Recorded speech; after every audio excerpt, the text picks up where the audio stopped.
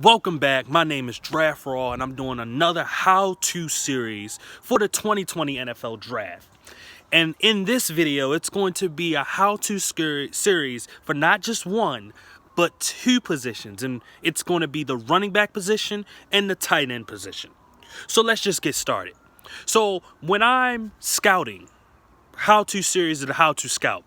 Make that known. So when I'm scouting running backs, right? Obviously, the first thing I try to look at is what type of running back are they? Are they the speed back? Are they a power back?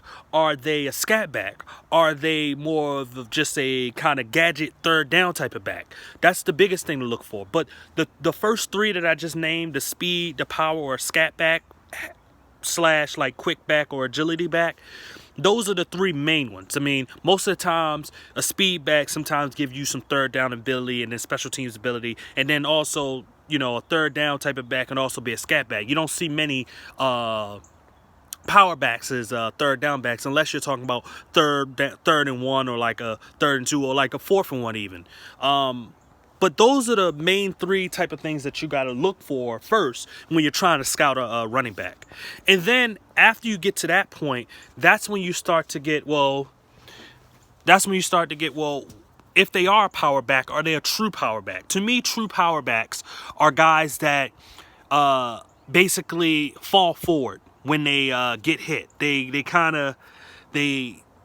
When they're going through the line, instead of when they get hit, they fall backwards to the side, they tend to always fall forward to get that extra yards. Those are true power backs to me. Those are also guys that tend to obviously break tackles when they really need them to. And then you have guys that are like the speed backs that, you know, give you those huge explosion plays. And then, like I said, the type of scat back that you're looking at, or the quickness or agility back, are the guys that you see in certain systems. But most of the time, you know, when they're inside that little the trash, or whatever you want to call it, offense and defense and linebackers meet, offensive line, defensive line, linebackers meet, these guys tend to, you know, the spin move, the cut move, they tend to do all of those different type of stuff, being the type of scat back that you know, that they are. And that those are the three main types of running backs. But what you're looking for, period, is that you know, some guys can be speed backs and not really be like super fast. So what you're mainly going to be looking at is usually, like in my how-to series, is about maybe 4 to 5 things. One of the things that I look at is speed. Another thing that I look at is being able to break tackles or fall forward. Though that's huge to me. The other thing is obviously the quickness. Those, you know, if you can have all three, then you can be really good. But some guys have all three and then don't have the vision. And a guy example like that, Niles Davis, who played for the Kansas City Chiefs, he was a guy that could do all three, but he didn't have the vision. And what would be the difference is someone like Saquon Barkley has the vision. So he's got all three, but has vision, and that's what makes him different. Another thing is being able to be a third down back, being able to at least maybe run routes, which can be an extra thing, but being able to catch the ball. Most of the time, I do respect more pure running backs than guys that kind of do other things. Like route running, going in the slot, like a Christian McCaffrey. I respect more of a Leonard Fournette than a Christian McCaffrey, but that doesn't mean a guy that's like a Christian McCaffrey can't be good, because obviously I'm talking about Christian McCaffrey, and he's good. So, but most of the time, you know, those are the little things that I'm looking for. So it's going to be the speed, it's going to be the power, it's going to be the quickness, it's going to be the vision, and then it's going to be being able to catch the ball. But also have that third down ability. One of the last things is being able to block. Block is an extra thing. Being able to block is more of a thing of when you get to the NFL, they can teach you the blocking schemes, and you have to learn. You have to really study if you're a running back. That's what makes the running back position kind of hard. Like, you can make a huge impact as a runner, but if you can't do nothing on third down, those guys tend to kind of, you know, they kind of dwindle out of the NFL because they're only pure running backs. And, you know, you're always going to want a guy that can do a little bit more. You don't want just a pure running back. You want a guy that can catch. But then at the same time, you want to be able to at least use them when you want to pass the ball and you need that extra blocker in the running back position, because you want that extra athlete like a tight end, because maybe you don't trust your running back to be that receiving type of catching type of guy. So You have to be able to do that. And most of the times, I try to study what I'm looking at is how they block. It's not if they literally find what guys to block, because you can look this way, look that way, you're not finding who to block. It's literally how you block, how you punch. Do you go low? Do you stay up high?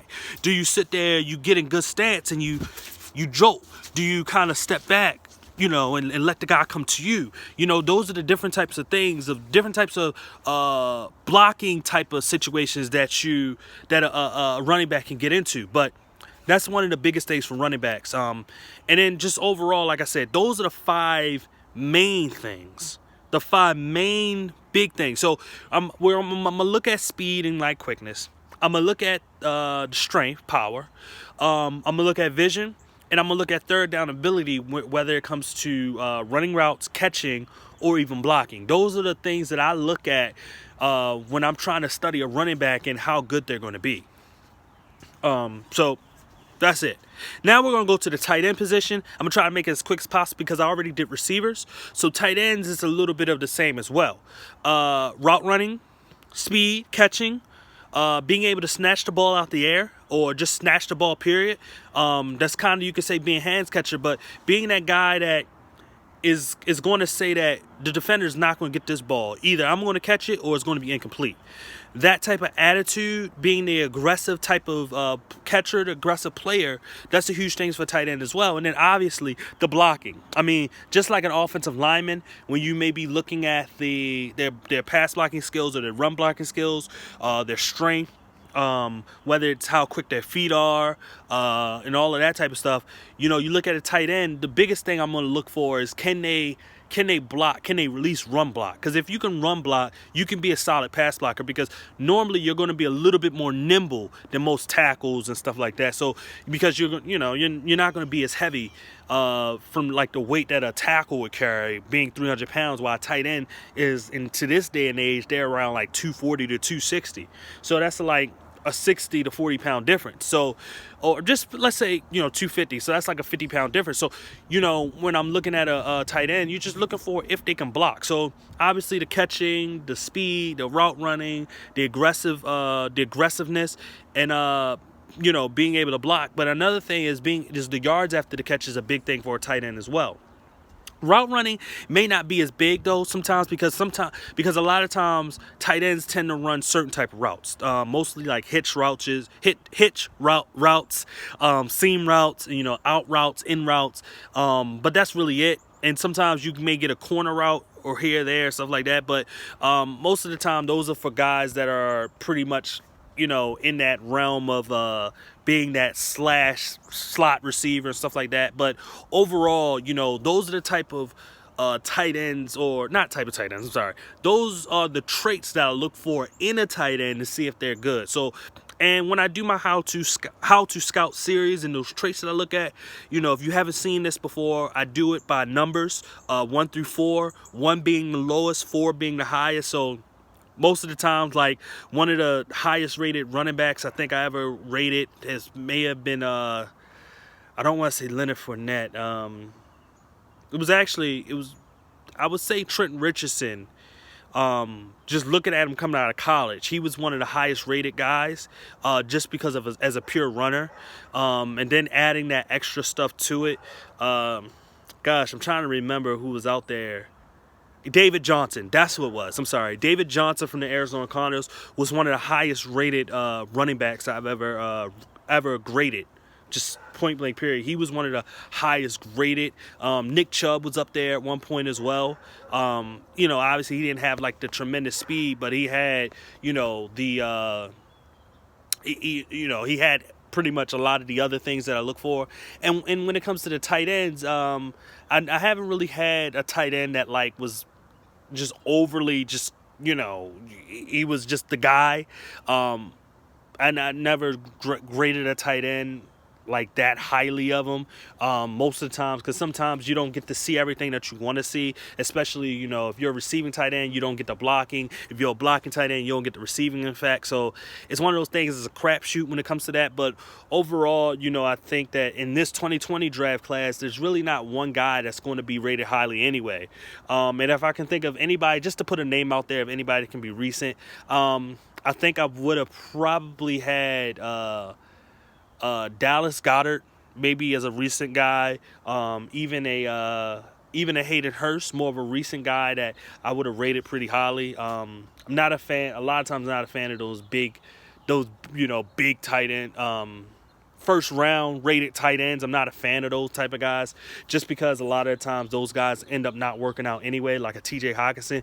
Who knows if he's going to work out, but I've never been a fan of that type of stuff anyway. But coming down to it, you know, the way I rated a certain way for a certain reason, because of this is the certain stuff that has worked within the NFL. So, I mean, pretty much that's it. That's my How to Scout series. I will be coming back with more.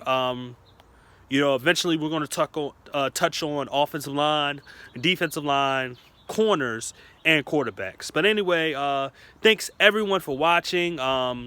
Please hit that like button. Please comment if you think I'm wrong about something. If you want to comment, give me something else to even look at. Please do that, and please subscribe. Hit that subscribe button, and please, if you're watching this video, please share. That's one of the biggest things. Even if you're not a fan of football, you may be family watching this or whatever. Whoever is watching this, please hit that share button. I'm trying to get more views. I'm trying to put out more content. Coronavirus is happening right now. Can't get in the studio, so I have to make videos like this. But I'm trying my best. I'm doing what I can, and I just hope that y'all rock with me, and I can get to that point that I want to get in life. So thank you anybody for watching. Goodbye.